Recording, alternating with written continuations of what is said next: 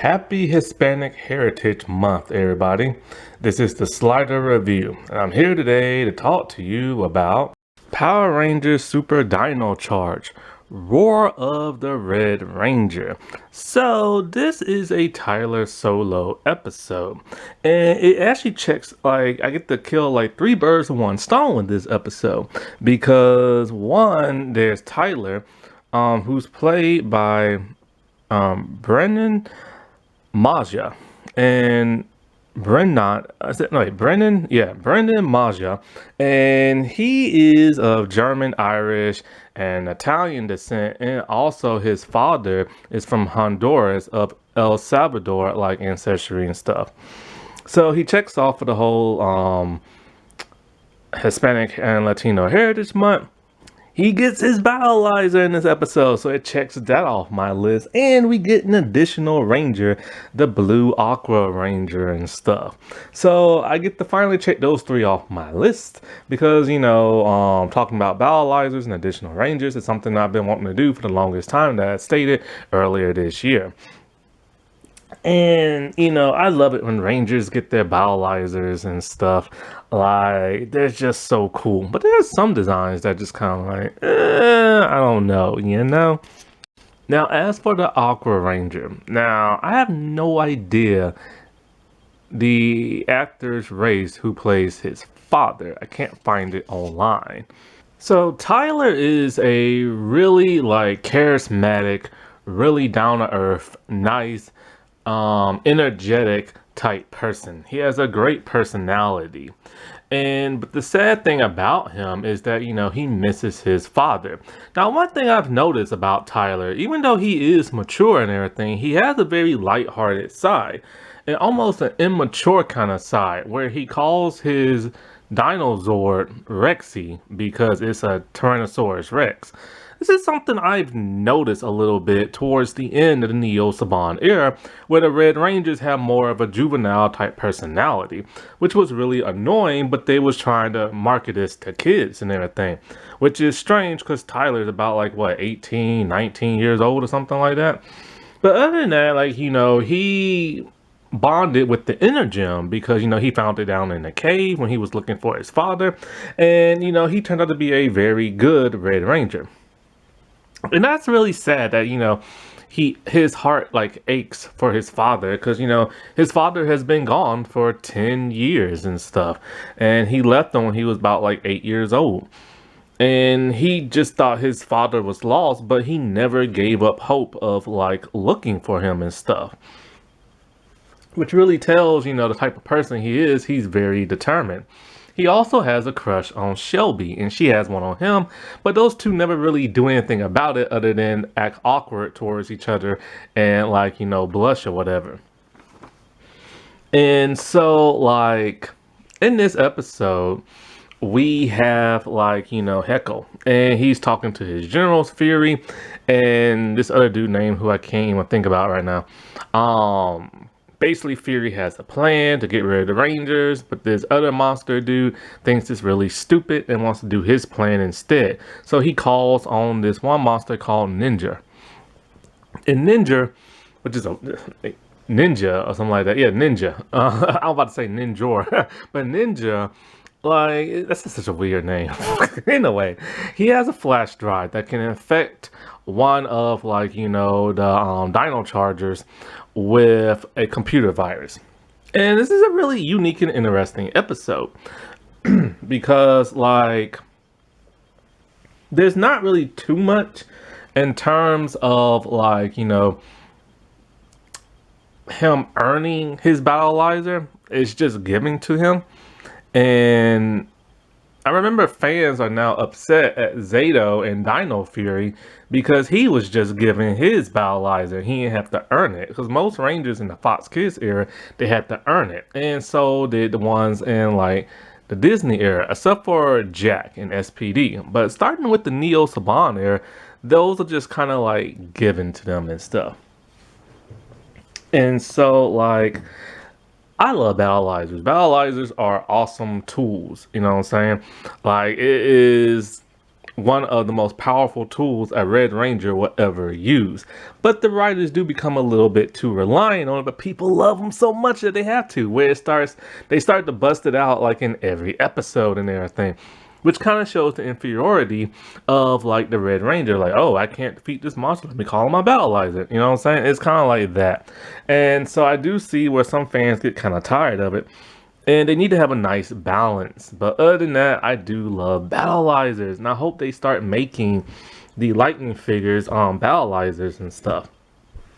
And so Tyler's down on the ground with, like, you know, the other 5 Rangers, and he wants to show them his little treasure chest type thing that him and his dad have. It's basically a little spot in the woods that they, like, you know, hide things that really mean a lot to them. And, you know, there's like a baseball glove and a baseball, a slingshot, a picture of him and his dad when he was younger. And, you know, you really gotta feel for this dude, because a lot of people in the world live without a father. I'm one of those people, you know? And a lot of fathers walk out. Only problem is he has no idea why his father left. But his father isn't like a scumbag or nothing. There's an important reason why he's not in Tyler's life. And so at some point in time, like, what was it? Tyler has to, like, you know, train because he has to use this new special tool that, like, Kendo is making for him. And so when he's, like, you know, doing the target practice stuff, they realize he's off and everything. He's hitting the board, but he's not getting all bullseyes and stuff, because he's very distracted, and he's distracted because of his father. I like things like that in Power Rangers, like the emotional side of a Ranger and how, like, their family matters, like, you know, affect their Ranger business and stuff. And so at some point in time, I'm not sure when, but like, him and Shelby are talking, and she upsets him about something has to do with his father, and he gets like really upset to where they argue a little bit, and he just takes off running, and a monster finds him, whoops his butt and everything. And as the monster is about to get a fatal blow, all of a sudden a Blue Ranger shows up. A Blue Ranger that's not Coda. It's light blue, and the helmet looks almost like a fox kind of, but it's not. And so it's kind of like, yes, an additional Ranger. Like, I love additional Rangers and stuff. Like, this is so cool and everything. And so we don't get to see this Ranger's face when he demorphs, but Tyler's pretty much passing in and out.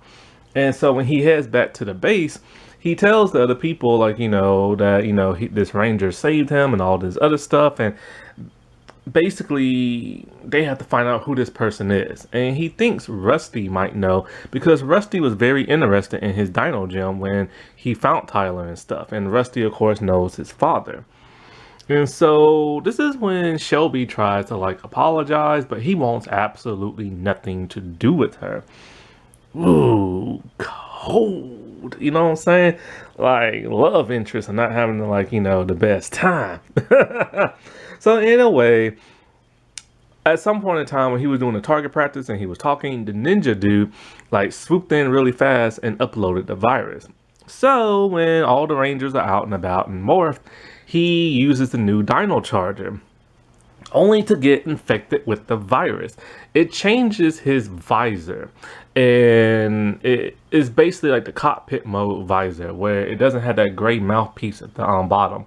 Personally, I hate the gray mouthpiece on their helmets. Like, I really do. I love the cockpit, like, helmets a whole lot more. And I can't wait to get Kendo for, like, Lightning Collection whenever they do have it, but I don't want that ugly mouthpiece thing in it. So in a way, this causes him to act ferocious and vicious and savage, just like a dinosaur. And his helmet even moves up and down like it's roaring and everything, which is something we haven't seen since Dino Thunder. So he takes off and all this other stuff. So Kendo and them they realize that he's been uploaded with the virus. And so she has to find a way to, like, cleanse it all out of him. So she creates a dino charger that hypnotizes somebody and makes them go to sleep. and she gives it to Chase because Chase is like the best shot.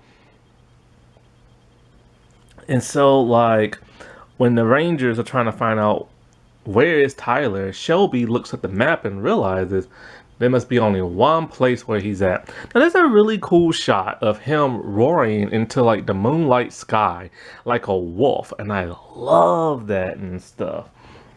And so basically, you know, here comes down the monsters. I think his name is Hunter, I think. And so the Rangers morph and Chase goes looking for that of Tyler. Well, the Rangers, of course, getting their butt kicked.